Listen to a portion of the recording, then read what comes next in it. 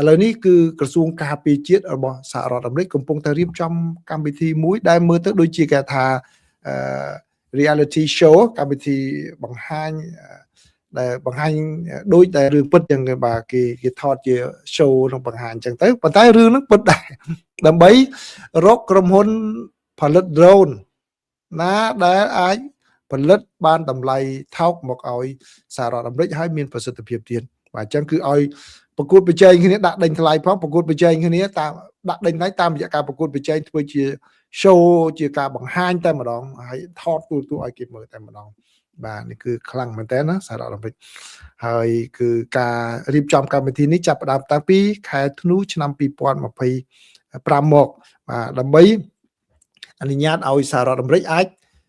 ដល់កុងត្រាដល់កិច្ចសន្យាដល់ក្រុមហ៊ុននោះដើម្បីផលិត drone ឲ្យសហរដ្ឋអាមេរិកហើយរង្វាន់ដែលទទួលបាននោះគឺកិច្ចសន្យាតម្លៃ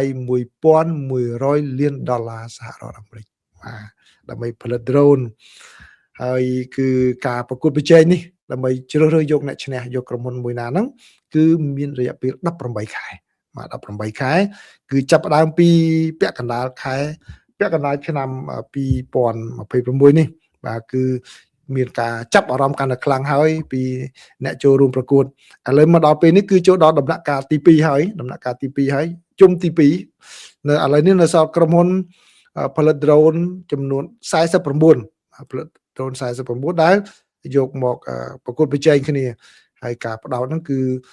ទៅលើក្រុមហ៊ុនពេលនេះគឺអាមេរិកមិនធ្វើដូចមុនទេគឺក្រុមហ៊ុនធំដែលផលិតសម្ភារៈការពារជាតិហ្នឹងបាទក៏អាចចូលបានដែរក៏ប៉ុន្តែសហរដ្ឋអាមេរិកក៏បើកឱកាសឲ្យក្រុមហ៊ុនតូចចូលដែរបាទអ្នកដែលចូលមកបើតាមសេចក្តីរាយការណ៍អ្នកខ្លះគឺមិនមែនជាអ្នកដែលក្រុមហ៊ុនធំនេះគឺជាអ្នកដែលចូលចិត្តលេង drone បាទលេងអីហ្នឹងបង្ហោះ drone ជាអ្នកបើក drone បើកអីហ្នឹងបញ្ជា drone ហ្នឹងបាទហើយគាត់យកមកច្នៃសម្រាប់វិស័យការពារជាតិវិញដែលអាចដាក់ក្របបែកបានបាទហើយបើសិនជាឈ្នះគឺអាចនឹងចាប់ផ្ដើមកុងត្រាហ្នឹងនៅដើមឆ្នាំ2027គឺសហរដ្ឋអាមេរិកកំងទិញ drone ហ្នឹងគឺប្រហែលជា30,000បាទ30,000 drone បាទគឺ drone ដែលមិនចំណាយប្រាក់ច្រើនទេ drone ដែលចំណាយប្រាក់តិចដែលបើតាមការដឹងគឺ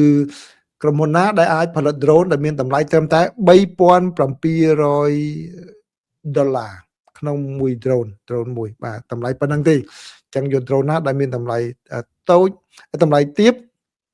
ហើយទំហំតូចដែលអាចផ្ទុកគ្រាប់បានប្រហែលជាខ្ទង់10គីឡូបាទ10គីឡូទៅតែប៉ុណ្ណោះ10គីឡូក្រាមណាបាទគ្រប់គីឡូក្រាមដាក់គ្រាប់បែកក្រោយហ្នឹងដើម្បីអាចនឹងផលិតទៅវាប្រហារបានគំនិតនេះគឺដើម្បីទប់ជាមួយនឹង drone Shahid របស់ខាងអ៊ីរ៉ង់គាត់ប្រើពាក្យគាត់ប្រើ drone ថោករបស់គាត់ដែល Shahid ហ្នឹងគឺតម្លៃពី$20,000 ទៅ$50,000មកវាប្រហារ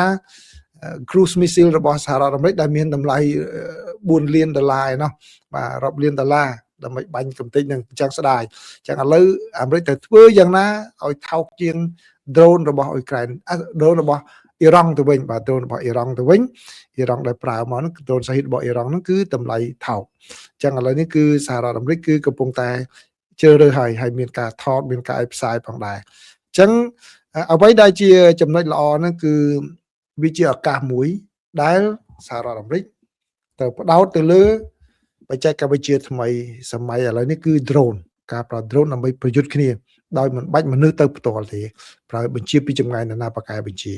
បាទអញ្ចឹងនឹងទៅគួរចាប់អារម្មណ៍ផងដែរណាសូម្បីតែសហរដ្ឋអាមេរិកបានងាកមកផ្ដោតទៅលើបញ្ហានេះហើយកំពុងតែវិនិយោគទុនយ៉ាងច្រើនហើយទុនចំនួន$1,100 លាននេះជាផ្នែកមួយ